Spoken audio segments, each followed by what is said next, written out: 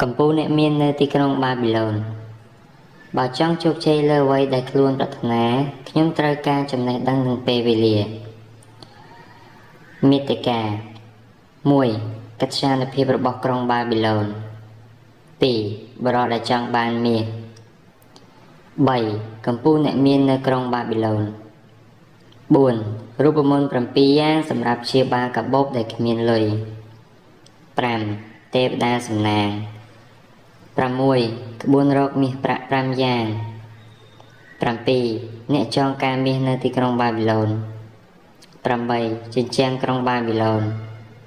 9. ឈ្មួញសត្វអូតនៅបាប៊ីឡូន 10. បរិសុទ្ធដែលសំណាងបំផុតនៅទីក្រុងបាប៊ីឡូន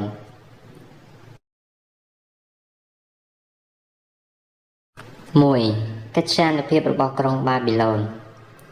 នៅក្នុងប្រវត្តិសាស្ត្រនៃមនុស្សជាតិបាប៊ីឡូនគឺជាទីក្រុងដ៏ថ្កុំថ្កើងបំផុតគ្មានទីក្រុងណាអាចប្រៀបបានឡើយឈ្មោះបាប៊ីឡូនគឺជានិមិត្តរូបនៃរតនសម្បត្តិនិងភាពរុងរឿងរតនសម្បត្តិដូចជាត្បូងមាសប្រាក់កែវកងមានច្រើនរាប់មិនអស់បើគិតពីផ្លែតគេមុខជាយល់ថាបាប៊ីឡូនប្រកាសជាស្ថិតនៅចំទីតាំងល្អបំផុតណាមួយនៃតំបន់ត្រូពិចដែលសម្បូរទៅដោយព្រៃឈើនិងរ៉ែជាក់ជាមិនខានតែធាតុពិតបាប៊ីឡូនគឺស្ថិតនៅតាមដងទន្លេអឺហ្វ្រាតដែលជាតំបន់វាលរាបនិងជ្រលងភ្នំគ្មានជីជាតិគ្មានព្រៃឈើគ្មានរ៉ែសូម្បីតែថ្មសម្រាប់ធ្វើសំណង់ក៏គ្មានដែរម្យ៉ាងវិញទៀតបាប៊ីឡូនក៏មិនស្ថិតនៅចំផ្លូវពាណិជ្ជកម្មថែមទៀតផងចំណែកឯភ្លៀងក៏មិនមានគ្រប់គ្រាន់សម្រាប់ដាំដំណាំដែរតាមពិតកិច្ចការភាពរបស់បាប៊ីឡូនគឺការចេញពីសមត្ថភាពនិងទេពកោសល្យរបស់មនុស្សសុទ្ធសាធគឺសមត្ថភាពកែច្នៃជោគវាសនារបស់ខ្លួនរហូតទទួលបានជោគជ័យដោយអ្វីដែលចង់បានដោយប្រើគ្រប់មធ្យោបាយដែលមានកម្លាំងមនុស្សបានកសាងក្រុងបាប៊ីឡូនឲ្យក្លាយទៅជាមជ្ឈមណ្ឌលកសិកម្មជាទីក្រុងជំនួញដ៏ធំសម្បើមនិងជាទីក្រុងកុះករទៅដោយពួកអភិជនរស់នៅបានរយៈពេលរហូតដល់រាប់ពាន់ឆ្នាំឯណោះនៅពេលកម្លាំងមនុស្សត្រូវបាត់បង់បាប៊ីឡូនក៏ក្លាយជាទីក្រុងទទេស្អាតគ្របដណ្ដប់ទៅដោយវាលខ្សាច់រហូតមកទល់សព្វថ្ងៃនេះធម្មជាតិបានផ្ដល់ឲ្យបាប៊ីឡូននូវវត្ថុពីរយ៉ាងតែប៉ុណ្ណោះគឺដីនិងទឹកទន្លេប៉ុន្តែបាប៊ីឡូនមានវិស្វករដែលមានសមត្ថភាពខ្ពស់អាចបំបែរទឹកទន្លេអឺហ្វ្រាតដោយប្រើទំនប់និងប្រឡាយទឹកបង្កើតបានជាប្រព័ន្ធធារាសាស្ត្រដ៏ធំសម្បើមនិងដ៏ជោគជ័យបំផុតនៅក្នុងប្រវត្តិសាស្ត្រនៃមនុស្សជាតិទឹកហូរចេញពីជ្រលងភ្នំបានចាក់ចូលទៅតាមប្រឡាយទឹកនានាដែលត្រូវគេប្រើប្រាស់ដើម្បីស្រោចស្រពដំណាំប្រព័ន្ធនេះកើតចេញពីភាពប៉ិនប្រសប់ដ៏ឈ្លាសវៃបំផុតរបស់មនុស្សកាលសម័យនោះភោគផលកសិកម្មក៏ច្រើនអស្ចារ្យបានកើតចេញពីប្រព័ន្ធធារាសាស្ត្រនោះហើយច្រើនរហូតដល់ពិភពលោកមិនធ្លាប់បានឃើញពីមុនមកអ្នកវិទ្យាសាស្ត្រជាច្រើនយល់ថាបាប៊ីឡូននិងទីក្រុងនានានៅតាមបណ្ដោយទន្លេអឺហ្វ្រាតនេះមានអាយុកាលចាស់ជាងទីក្រុងបុរាណផ្សេងទៀតដែលមាននៅក្នុងកំណត់ត្រាអាយុកាលពិតប្រាកដគឺ 8000 ឆ្នាំមុនមកម្លេះមនុស្សដែលបានចូលមករស់នៅក្នុងក្រុងបាប៊ីឡូនគឺជាជនជាតិស៊ូមើរដែលពួកគេរស់នៅទីក្រុងដែលមានជញ្ជាំងព័ទ្ធជុំវិញពួកគេគឺជាមនុស្សមានការអប់រំខ្ពស់និងមានចំណេះដឹងជ្រៅជ្រះដោយយោងទៅលើប្រវត្តិសាស្ត្រពួកគេគឺជាមនុស្សដំបូងបង្អស់ដែលជាវិស្វករជាតារាវិទូជាគណិតវិទូហើយក៏ជាអ្នកបង្កើតអក្សរសម្រាប់ប្រើប្រាស់មុនគេដែរប្រជាជនបាប៊ីឡូនគឺជាអ្នកជំនាញខាងហិរញ្ញវត្ថុនិងពូកែធ្វើពាណិជ្ជកម្មពួកគេគឺជាអ្នកបង្កើតឲ្យមានប្រាក់មុនគេដើម្បីធ្វើការដោះដូរផលិតផលនិងជាអ្នកបង្កើតកិច្ចសន្យានិងឯកសារសម្គាល់សិទ្ធិលើទ្រព្យសម្បត្តិថែមទៀតផង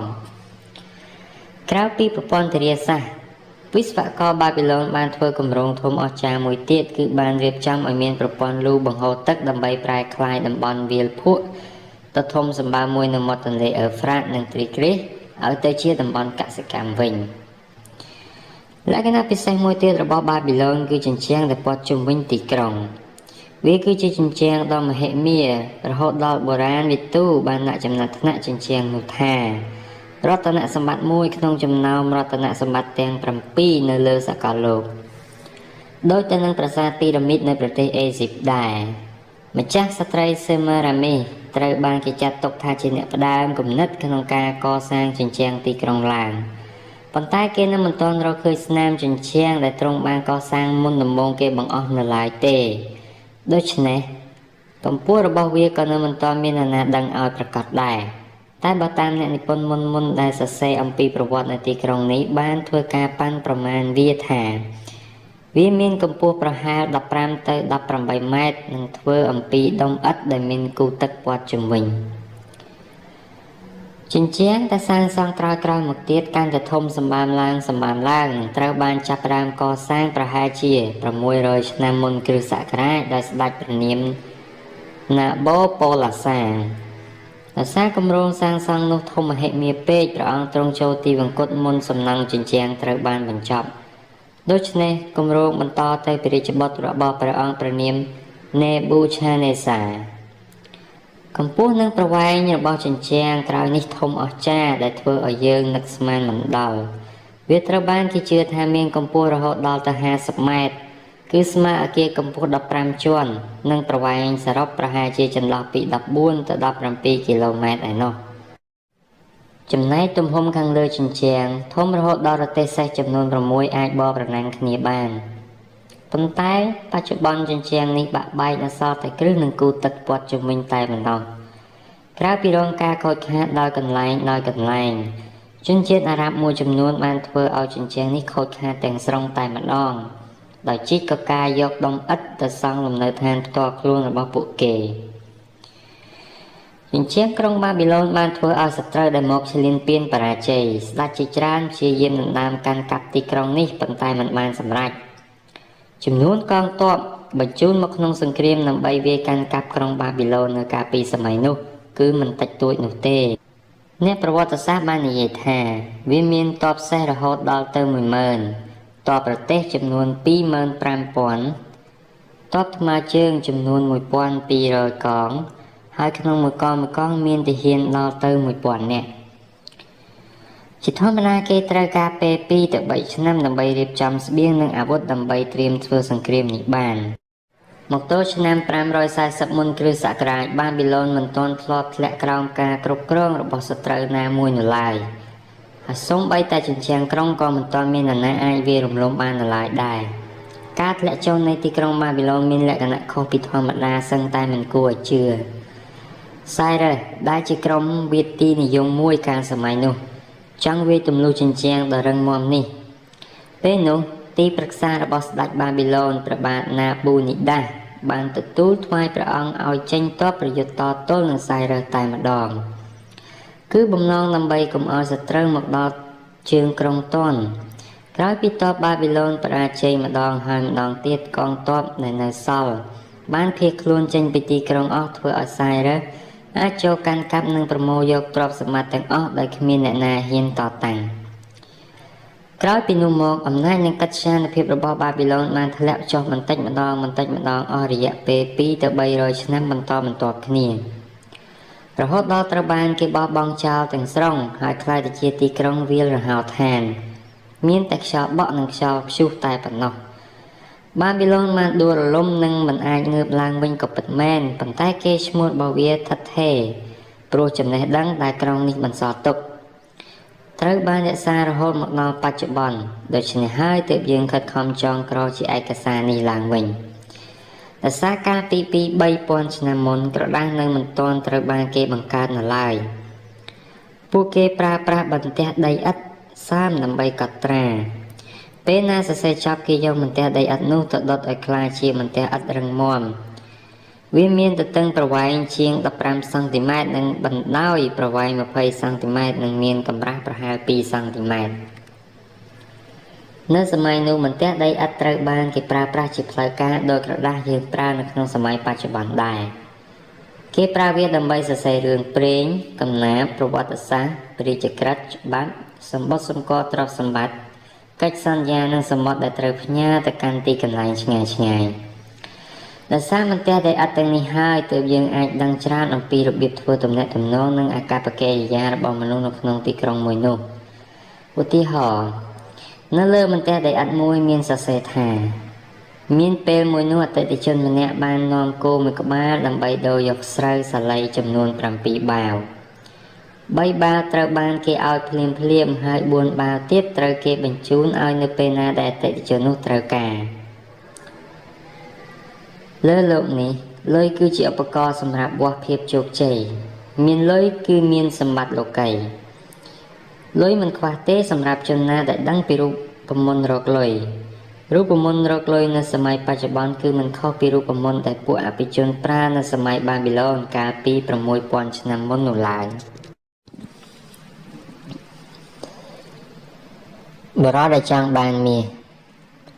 កិច្ចការទាំងឡាយបើយើងប្រឹងហើយប្រឹងទៀតឲ្យអស់ពីសមត្ថភាពយើងប្រកាសជាជោគជ័យ Benzer គឺជាជាងធ្វើរទេះសេះម្នាក់នៅទីក្រុងបាប៊ីឡូនកំពុងតែអង្គុយអស់សង្ឃឹមក្នុងឆាកជីវិតព្រឹកនេះគាត់អង្គុយតែម្នាក់ឯងនៅលើរបងផ្ទះភ្នែកសម្លឹងដោយទឹកមុខក្រៀមក្រំទៅផ្ទះកំសត់របស់ខ្លួននឹងរោងជាងដែលមានតែរទេះសេះមួយនៅមិនទាន់ធ្វើរួចនៅឡើយភរិយារបស់ Benzer ដែលចេញចូលផ្ទះតាមទ្វារមុខជាញឹកញាប់នាងតែងលួចសម្លឹងមកគាត់ជាសញ្ញាបង្ហាញថាអង្គក្នុងក្រឡចិត្តអស់ហើយដូច្នេះគាត់ត្រូវខំប្រឹងធ្វើរទេះមួយនេះឲ្យឆាប់ចប់ដើម្បីបានរទេះសេះមួយ Benzer ត្រូវធ្វើកិច្ចការជាច្រើនដូចជាកាប់ចាំងដំប៉ូលាលាបថ្នាំនិងកិច្ចការផ្សេងទៀតមុននឹងអាចបញ្ជូនវាទៅឲ្យអតិថិជនបានទោះបីជា Benzer ត្រូវប្រញាប់ធ្វើរទេះមួយនេះឲ្យបានឆាប់ចប់បរិសសាច់ដុំធំម្នាក់នេះបែរជាអង្គុយធ្វើប្រងើយនៅលើរបងផ្ទះទៅវិញចិត្តរបស់គាត់កំពុងតែអណ្ដែតអណ្ដូងដោយសារបញ្ហាមួយដែលនៅមិនទាន់រកចម្លើយឃើញនៅឡើយចំណែកឯព្រះអាទិត្យវិញចេះតែរះខ្ពស់ឡើងដោយគ្មានបង្អង់ធ្វើឲ្យគ្រាប់ញើសតូចចាប់ផ្ដើមលេចចេញមកលើថ្ងាសរបស់ Benzer ហើយក៏ហូរចុះចូលទៅក្នុងអាវរបស់គាត់ទៅមុខមិនតិចមិនឆ្ងាយប៉ុន្មានមានជញ្ជាំងមួយខ្ពស់ត្រឡែតវាគឺជញ្ជាំងព្រះបរមរាជវាំងហើយនៅមិនឆ្ងាយពីវាំងនៅមានវិហារមួយលាបថ្នាំពណ៌ល្អឆើតឆាយគេហៅថាវិហារបែលនៅក្រោមស្រមោលនៃសំណង់ដ៏ខ្ពស់ស្កឹមស្កៃទាំងនេះគឺផ្ទះដ៏កំសត់របស់គាត់និងផ្ទះតូចជាច្រើនទៀតដែលមើលទៅគ្មានផ្ទះណាមួយល្អជាងផ្ទះមួយណាឡើយនេះជាទស្សនវិជ្ជានៅទីក្រុងបាប៊ីឡូនគឺចម្រុះគ្នារវាងសំណង់ស្កឹមស្កៃនិងសំណង់អនាធិបតេយ្យរវាងអ្នកមានកប់ពពកនិងអ្នកក្ររហេមរហាមដែលរស់នៅជាមួយគ្នានៅក្នុងជញ្ជាំងទីក្រុងដែលគ្មានបែងចែកជាខណ្ឌឬជាតំបន់ឡើយនៅខាងក្រៅខ្នងរបស់ Benzer មានសម្លេងរទេះសេះរបស់ពួកអភិជនកំពុងបរទៅវិញទៅមកនៅលើដងផ្លូវដែលខណ្ឌចែកដាច់ពីគ្នារវាងមនុស្សពីរក្រុមដែលនៅម្ខាងផ្លូវគឺក្រុមអ្នកលក់ដូរនិងនៅម្ខាងទៀតគឺក្រុមអ្នកសុំទានក៏នៅមានសម្លេងរបស់ទេសចរយ៉ាងច្រើនកុះកកំពុងដើរជាជួរយ៉ាងវែងធ្វើការបម្រើព្រះរាជាដោយជញ្ជូនទឹកពីទន្លេទៅស្រោចសួនច្បារព្រះបរមរាជវាំងហើយសូម្បីតែអ្នកមានក៏ត្រូវគេបង្ខំឲ្យជាដើម្បីទុកផ្លូវឲ្យទេសចរទាំងនោះដើរដែរBenzer ដែលកំពុងតែស្លងក្នុងអារម្មណ៍របស់ខ្លួនមិនបានលឺឬខ្វាយខ្វល់នឹងសម្លេងកងរំពងរបស់ទីក្រុងដ៏មមាញឹកនោះឡើយប៉ុន្តែមានសម្លេងមួយយ៉ាងក្រលួចដូចជាសម្លេងខ្សែពិណបុរាណមួយមកកន្ត្រាក់ស្មារតីរបស់គាត់ឲ្យភ្ញាក់ឡើង Benzer បែរខ្លួនក៏ឃើញមិត្តចាស់ឈ្មោះ Kobe ដែលជាតន្ត្រីករកំពុងឈរញញឹមដាក់គាត់សូមទេវតាតាមជួយថែរក្សាឯងយ៉ាងសម្លាញ់ Kobe និយាយដោយពាក្យគួរសមទ្រង់ប្រកាសជានាំមកនៅសំណាងល្អព្រោះទ្រង់មានទឹកប្រតិមេត្តាករុណាដូច្នេះឯងមិនចាំបាច់ខំប្រឹងធ្វើការខ្លាំងពេកទេណែខ្ញុំមានលាភមួយមកចែកឯងលាភនេះនឹងធ្វើឲ្យកាបូបរបស់ឯងឡើងតង់មិនខានពេលនោះឯងមិនចាំបាច់អស់កម្លាំងធ្វើការក្នុងរោងជាងទៀតទេឥឡូវឲ្យខ្ញុំខ្ចីប្រាក់ពីកាក់សិនមកតែពីរទេខ្ញុំនឹងសងវិញបន្ទាប់ពីលេងតន្ត្រីនៅក្នុងពិធីបុណ្យរបស់ពួកខបដីនៅយប់នេះឯងកុំខ្លាចអីនៅពេលសងខ្ញុំឲ្យថ្លៃការប្រាក់បន្ថែមលើប្រាក់របស់ឯងខ្ញុំមានប្រាក់ពីកាក់ក្នុងកាបូបមែន Benzer ឆ្លើយក្នុងទឹកមុខស្ងួតរឿងអីខ្ញុំត្រូវឲ្យគេខ្ចីសូម្បីតែឯងក៏ខ្ញុំមិនឲ្យខ្ចីដែរគ្មាននរណាល្ងងឲ្យប្រាក់ដែលខ្លួនមានឲ្យខ្ចីទាំងអស់នោះទេស្និទ្ធស្នាលយ៉ាងណាក៏ទៅមិនរួចដែរថាម៉េចក៏វាលន់មាត់ឯងអត់មានប្រាក់ក្នុងកាបូបសូម្បីតែមួយកាក់ចុះហេតុអ្វីក៏អង្គុយធ្វើមើលតែរូបចម្លាក់មិនធ្វើការអីសោះអញ្ចឹងមិនក៏មិនធ្វើរទេះឲ្យឆាប់ហើយទៅ ក្រៅពីធ្វើរទេះឯងមានអីដើម្បីដោះដូរនឹងពួកអ្នកមានបាននោះឯងមិនធ្លាប់ធ្វើបែបនេះទេសម្លាញ់តើធម៌ពលរបស់ឯងបាត់ទៅណាអស់ហើយស្អីគេដែលធ្វើឯងពិបាកចិត្តខ្លាំងយ៉ាងហ្នឹងទេវតាដាក់បណ្ដាសាឯងមែនទេប្រហែលជាទេវតាដាក់ទណ្ឌកម្មខ្ញុំហើយបេនហ្សេរ៉ូគឺសម័យមិនចេះចប់ខ្ញុំសម័យចង់ខ្លាចជាមនុស្សមានន័យខ្លឹមសារនឹងគេម្នាក់ខ្ញុំសម័យថាមានប្រាក់ជាច្រើននៅក្នុងកាបូបដូច្នេះខ្ញុំអាចដាក់ទៀនខ្ញុំអាចទិញរបស់មានតម្លៃឲ្យប្រពន្ធនឹងខ្លួនឯងពេលខ្ញុំមានប្រាក់ច្រើនខ្ញុំមិនបារម្ភនឹងការចាយវាយនិងមិនបារម្ភអំពីថ្ងៃអនាគតទេអារម្មណ៍នេះធ្វើឲ្យចិត្តរបស់ខ្ញុំរវើរវាយរហូតឯងក៏ដឹងស្រាប់ហើយថាខ្ញុំប្រឹងធ្វើការប៉ុណ្ណាឯប្រពន្ធរបស់ខ្ញុំក៏អញ្ចឹងដែរខំធ្វើការរហូតលែងខ្វល់នឹងមុខមាត់របស់ខ្លួនអស់ទៅហើយជក់ចិត្តមែនកូប៊ីនិយាយប៉ុន្តែអ្វីដែលធ្វើឯងសម័យរហូតដល់ខ្លាចជារូបចម្លាក់អង្គុយឆ្កឹងបែបនេះនោះគឺឲ្យតែភ្ញាក់ឡើងពេលណាខ្ញុំនឹកឃើញមុនគេគឺកាបូបអត់ប្រាក់នឹងឯងវាធ្វើឲ្យអារម្មណ៍ច្បោកច្បល់រត់ពេញខួរក្បាលរបស់ខ្ញុំតោះជជែកគ្នារឿងនេះបន្តិចព្រោះយើងទាំងពីរនាក់មានបញ្ហាដូចគ្នាកាលនៅក្មេងយើងរៀនអក្សរជាមួយគ្នានៅពេលដល់វ័យជំទង់យើងដើរលេងជាមួយគ្នានៅពេលចាស់ឡើងយើងនៅតែជាមិត្តសម្លាញ់នឹងគ្នាដដែលយើងស្រឡាញ់ការងារខ្លួនឯងនិងខំប្រឹងធ្វើការយ៉ាងច្រើនម៉ោងថែមទៀតហើយពេលរកប្រាក់បានក៏ចាយវាដោយសេរីថែមទៀតច្រើនឆ្នាំមកនេះយើងរកប្រាក់បានច្រើនដែរតែឥឡូវអត់សល់សោះអញ្ចឹងដើម្បីឲ្យសប្បាយចិត្តមានតែអង្គុយស្រមៃនិយាយទៅយើងល្ងងជាងសត្វឈាមទៅទៀតមែនទេយើងរស់នៅក្នុងទីក្រុងដែលស៊ីវិល័យនិងសម្បូរសប្បាយជាងគេនៅលើលោកអ្នកដែលធ្វើដំណើរផ្លូវឆ្ងាយឆ្ងាយតែនិយាយថាគ្មានកន្លែងណាដែលសម្បូរសប្បាយដូចទីក្រុងបាប៊ីឡូននេះទេ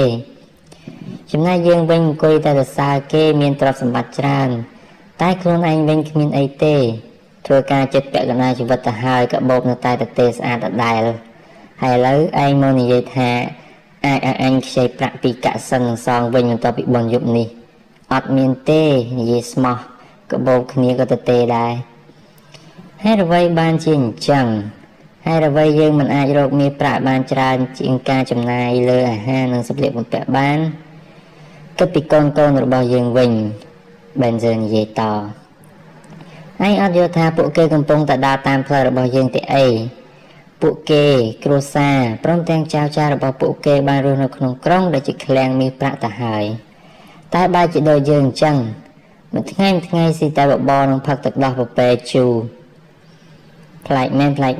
តាំងពីបានស្គាល់ឯងមកខ្ញុំមិនដែលលើឯងនិយាយបែបនេះសោះឡើយបេនហ្សេកូប៊ីនិយាយបែបឆ្ងល់ពីមុនខ្ញុំមិនដែលគិតបែបនេះមែនតាំងពីព្រឹករហូតដល់យប់ខ្ញុំខំប្រឹងធ្វើរទេះសេះដែលផ្ចិតចង់បំផុតសង្ឃឹមថាថ្ងៃណាមួយទេវតាមើលឃើញសេចក្តីល្អនេះនឹងប្រទានពរឲ្យខ្ញុំខ្លាចជាអ្នកមានម្នាក់នឹងគេប៉ុន្តែទេវតាមើលមិនឃើញទេហើយឥឡូវខ្ញុំយល់ថាគ្មានថ្ងៃណាទេវតាជួយខ្ញុំឡើយដូច្នេះទើបខ្ញុំខំខ្វល់ក្នុងចិត្តខ្ញុំតែងតែប្រាថ្នាចង់ខ្លាចជាមនុស្សម្នាក់មានន័យខ្លឹមសារក្នុងជីវិតខ្ញុំចង់មានដីខ្ញុំចង់មានគោខ្ញុំចង់មានសម្លៀកបំពាក់ល្អនិងចង់មានប្រាក់ច្រើននៅក្នុងកាបូបខ្ញុំមិនខ្លាចការងារទេខ្ញុំអាចធ្វើការដោយមិនខ្លាចនឿយហត់ធ្វើការអស់ពីជំនាញដែលខ្ញុំមានធ្វើការអស់ពីកម្លាំងបញ្ញានិងស្មារតីប៉ុន្តែសូមតែម្យ៉ាងសូមឲ្យផលទទួលបានស័ក្តិសមនឹងអ្វីដែលខ្ញុំលះបង់ប៉ុន្តែខ្ញុំឆ្ងល់ណាស់ហើយអ្វីបានជាបញ្ហាទាំងអស់នេះធ្លាក់មកលើយើងឥឡូវខ្ញុំសូមសួរឯងវិញម្ដងរបស់ល្អមានច្រើនហូរហៀពីពេញក្រុងចុះហើយអ្វីបានជាយើងគ្មានហើយមានតែអ្នកមានប្រាក់មានមាសតែប៉ុណ្ណោះដែលអាចទិញរបស់ទាំងនោះបានធ្វើមិនខ្ញុំដឹងទៅកូប៊ីឆ្លើយខ្ញុំក៏មិនគ្រាន់បើជាងឯងប្រហែលដែរប្រាក់ខ្ញុំរកបានពីការលេងពិនត្រូវចាយអស់មួយរំពេចខ្ញុំមានផែនការតែមួយគត់គឺត្រូវធ្វើយ៉ាងណាកុំឲ្យគ្រួសារខ្ញុំដាច់បាយទៅបានហើយដោយឯងអញ្ចឹងខ្ញុំគ្មានចេះអីក្រៅពីលេងពិនទេព្រោះក្នុងខួរក្បាលរបស់ខ្ញុំមានតែសំឡេងពិនមានពិនមួយនេះខ្ញុំអាចដេញតន្ត្រីពីរោះបំផុតសូម្បីតែស្ដាច់ក៏មិនធ្លាប់ស្ដាប់បានដែរឯងអាចធ្វើរទេះសេះបានល្អគ្មាននរណាប្រៀបហើយក៏គ្មាននរណាម្នាក់នៅបាប៊ីឡូនអាចធ្វើពិនល្អបែបនេះដែរ ប៉ុននេះមានសម្លេងពីរោះណាស់កុំថាឡើយស្ដាច់សូម្បីតែទេវតាក៏សប្បាយចិត្តដែរបើបានស្ដាប់សម្លេងរបស់វាប៉ុន្តែយើងទាំងពីរនាក់នៅតែក្រដូចជាទាសករស្ដាច់ដដែលឈប់ស្ដាប់សម្លេងកណ្ដឹងសិនកូប៊ីចង្អុលទៅកាន់វងទាសករកំពុងជញ្ជូនទឹកតាមតង់ផ្លូវតូចមួយពីមាត់ទន្លេពួកគេគ្មានអាពាក់ដើរជាក្រុម5នាក់ដៃខិតខំប្រឹងកាន់ស្បែកពពែដែលមានទឹកពេញម្នាក់ដើរនៅខាងមុខគឺជាមេដឹកនាំគេកូប៊ីសំដៅទៅអ្នកវាយកណ្ដឹងដែលកំពុងដើរនៅមុខអ្នកយួរទឹកមេដឹកនាំជាអ្នកលេចធ្លោជាងគេនៅក្នុងក្រុមហើយងាយសម្គាល់ណាស់មែនហើយមានទាសករខ្លះជាមនុស្សល្អ Benzer និយាយពួកគេមើលទៅដូចជាមិនខុសអីអំពីយើងផងអ្នកមានខ្ពស់សក់ពណ៌មាសគឺមានមកពីតំបន់ភាគខាងជើងអ្នកដែលមានសម្បល់ខ្មៅគឺមកពីភាគខាងត្បូងហើយអ្នកមានមាឌល្អិតសម្បល់សណ្ដែកបាយគឺមកពីតំបន់ក្បែរក្រុងពួកគេដើរជាជួរជញ្ជូនទឹកពីទន្លេទៅស្រោចសួនព្រះបរមរាជវាំងរាល់ថ្ងៃនិងរាល់ឆ្នាំមើលទៅពួកគេក៏មិនសប្បាយចិត្តដែរដេកលើចំបើងនិងស៊ីបបរជាអាហារគួរអាណិតណាស់ដោយសត្វដេរឆានចឹងមែនទេកូប៊ីខ្ញុំក៏អាណិតពួកគេដែរប៉ុន្តែខ្ញុំយល់ថាការពិតទៅយើងក៏មិនគ្រាន់បើជាងពួកគេប្រហែលដែរទោះយើងមិនមែនជាទាសករក៏ដោយត្រូវហើយកូប៊ីយើងមិនអាចទ្រាំរស់នៅពីមួយឆ្នាំទៅមួយឆ្នាំដូចជាទាសករបែបនេះតទៅទៀតទេធ្វើការតែគ្មានសល់អ្វីសោះចឹងយើងគួរតែរកមើលនរណាគេអាចរកមាសបានច្រើនបន្ទាប់មកយើងរៀនតាមគាត់ដែរទៅយ៉ាងម៉េចកូប៊ីបញ្ចេញយោបល់មែនហើយប្រហែលមានអាកំបាំងណាមួយដែលយើងត្រូវរៀនដើម្បីអាចក្លាយជាអ្នកមានម្នាក់បានខ្ញុំយល់ថាយើងត្រូវរៀនពីមនុស្សដែលបានដឹងពីអាកំបាំងនេះ Benzer និយាយបែបជឿជាក់ថ្ងៃមុនកូប៊ីនិយាយតខ្ញុំបានឃើញមិត្តចាស់ម្នាក់ឈ្មោះអាខេតគាត់កំពុងជិះលើរទេះមាសរបស់គាត់ខ្ញុំគិតថាប្រហែលជាគាត់ធ្វើមិនឃើញខ្ញុំទេតែផ្ទុយមកវិញគាត់បានលើកដៃក្រវីបង្ហាញការគោរពនិងសេចក្តីរាប់អានទៅរូបខ្ញុំកូប៊ីគេហៅគាត់ថាជាកំពូលអ្នកមាននៅទីក្រុងបាប៊ីឡូននេះ Benzer និយាយបែបសញ្ជឹងគិតមានខ្លាំងណាស់សូម្បីតែព្រះរាជាក៏ត្រូវការគាត់ជួយឧបត្ថម្ភដើម្បីចំណាយលើកិច្ចការព្រះបរមរាជវាំងដែរកូប៊ីនិយាយមានដំឡឹងផង Benzer និយាយកាត់ប្រសិនបើជាខ្ញុំជួបគាត់នៅកណ្ដាលយប់ស្ងាត់ខ្ញុំខ្លាចតែមិនអាចទប់ចិត្តខ្លួនឯងកុំឲ្យកញ្ឆក់យកកាបូបដ៏ធាត់ត្រលុតត្រលន់របស់គាត់បានទេមើលទៅងងមែនកូប៊ីបន្ទោសទ្រព្យសម្បត្តិអ្នកមានមិនមែនទុកនៅក្នុងកាបូបដែលគាត់យកតាមខ្លួននោះទេកាបូបធាត់យ៉ាងណាក៏ដោយក៏គង់អស់ប្រាក់លលីងដែរប្រសិនបើគ្មានប្រាក់ហូរចូលជាប្រចាំទេនោះអាខេតមានចំណូលហូរចូលជាប្រចាំធ្វើឲ្យកាបូបរបស់គាត់ធាត់ទៅទោះបីជាគាត់ចាយយ៉ាងណាក៏មិនអស់នោះដែរចំណូលនឹងហើយ Benzer ញាក់ផ្អើលខ្ញុំចង់បានចំណូលហូរចូលក្នុងកាបូបរបស់ខ្ញុំជាប្រចាំទោះបីជាកំពុងអង្គុយលេងឬដើរនៅទីឆ្ងាយក៏ដោយអាខេតច្បាស់ជាដឹងពីអាកំបាំងដែលធ្វើឲ្យមនុស្សម្នាក់អាចមានចំណូលបែបហ្នឹងមិនខានគាត់ប្រកាសជាអាចធ្វើឲ្យមនុស្សដែលខួរក្បាលដើរយឺតដូចជាខ្ញុំភ្លឺស្វាងឡើងវិញអាខេតបានបង្រៀនចំណេះដឹងនេះទៅកូនរបស់គាត់ឈ្មោះ Nomazer កូប៊ីឆ្លើយតបខ្ញុំឮគេនិយាយថាគាត់បានបញ្ជូន Nomazer ទៅកាន់ទីក្រុង Ninive ក្រោយមក Nomazer ក៏បានក្លាយជាអ្នកមានបំផុតម្នាក់នៅទីក្រុងនោះកូប៊ីឯងធ្វើឲ្យខ្ញុំនឹកឃើញគំនិតមួយពន្លឺនៃក្តីសង្ឃឹមថ្មីបានលេចចេញក្នុងកែវភ្នែករបស់ Benzer គ្រាន់តែសួរសុំយោបល់ពីមិត្តល្អម្នាក់វាគ្មានតែអស់ស្អីទេហើយណាមួយអាខេតក៏ជាមនុស្សចិត្តទលាយដែរឥឡូវខ្ញុំយល់ឃើញថាទោះបីជាកាបូបយើងទៅទេស្អាតដោយសម្បុកសត្វក៏ដោយក៏មិនអ្វីដែរកុំចាត់ទុកវាជាឧបសគ្គរបស់យើងទៀតអីយើងឆ្អែតនឹងជីវិតដែលបានរស់នៅលើចំការមាសចំការប្រាក់ទៅហើយតែកាបូបបែរជាទៅទេស្អាតយើងគួរតាំងចិត្តចង់ក្លាយជាមនុស្សដែលមានន័យខ្លឹមសារក្នុងជីវិតដូចគេវិញតោះយើងទៅរកអាខេតនិងសួរគាត់ថាតើយើងគួរធ្វើដូចម្ដេចដើម្បីបង្កើនប្រាក់ចំណូលបាន Benzer ឯងនិយាយបែបហ្នឹងធ្វើឲ្យខ្ញុំមានកម្លាំងចិត្តណាស់សម្ដីរបស់ឯងដូចជាដាស់ខ្ញុំឲ្យភ្ញាក់ពីដេកអញ្ចឹងឯងធ្វើឲ្យខ្ញុំដឹងពីមូលហេតុដែលធ្វើឲ្យយើងក្រគ្មានទ្រព្យសម្បត្តិច្រើនដូចគេខ្ញុំមិនដែលបានគិតពីបញ្ហានេះសោះពីមុនមក ឯងព្យាយាមធ្វើរទេះសេះដោយស្មោះត្រង់យូរមកហើយព្រោះតែចង់ការពារចិត្តទៀងត្រង់ឯងខំប្រឹងធ្វើដោយចិត្តចង់បំផុតដូច្នេះទើបឯងអាចធ្វើរទេះល្អបំផុតនៅបាប៊ីឡូននេះហើយជំនាញធ្វើរទេះនេះនឹងធ្វើឲ្យឯងជោគជ័យចំណែកខ្ញុំស្រឡាញ់ខាងតន្ត្រីនឹងចង់ក្លាយជាអ្នកលេងពិណយ៉ាងជំនាញម្នាក់ហើយការព្យាយាមរបស់ខ្ញុំក៏នឹងធ្វើឲ្យខ្ញុំជោគជ័យដែរកិច្ចការទាំងឡាយបើយើងប្រឹងហើយប្រឹងទៀតឲ្យអស់ពីសមត្ថភាពយើងប្រកាសជាជោគជ័យទេវតាច្បាស់ជាពេញចិត្តនឹងការព្យាយាមរបស់យើងទីបញ្ចប់យើងបានរកឃើញពន្លឺហើយគឺពន្លឺដែលធ្វើឲ្យយើងភ្លឺភ្នែកដូចព្រះអាទិត្យដែលកំពុងរះអញ្ចឹងខ្ញុំយល់ថាបើយើងចេះកាន់តែច្រើនយើងកាន់តែមានឥឡូវយើងត្រូវរកវិធីល្អណាមួយដែលខុសពីវិធីដែលយើងប្រើប្រាស់រាល់ថ្ងៃដើម្បីទទួលបានជោគជ័យដែលយើងប្រាថ្នាតោះយើងទៅរកអាខេតថ្ងៃនេះតែម្ដង Benzer ទទូចយើងគួរតែនាំមិត្តភ័ក្តិដែលមានជីវភាពលំបាកដូចគ្នាទៅជួបអាខេតដើម្បីទទួលបានការណែនាំពីគាត់ទាំងអស់គ្នាឯងចេះគិតគូរដល់មិត្តភ័ក្តិមែន Benzer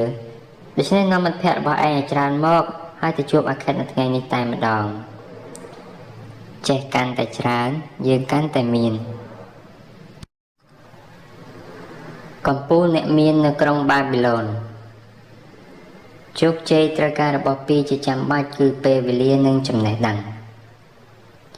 នៅក្រុងបាប៊ីឡូនមានមហាសេដ្ឋីម្នាក់ឈ្មោះអាខេតដែលមនុស្សចិត្តឆ្ងាយទទួលស្គាល់គាត់ថាជាកំពូលអ្នកមានទ្រព្យសម្បត្តិច្រើនលើសគេ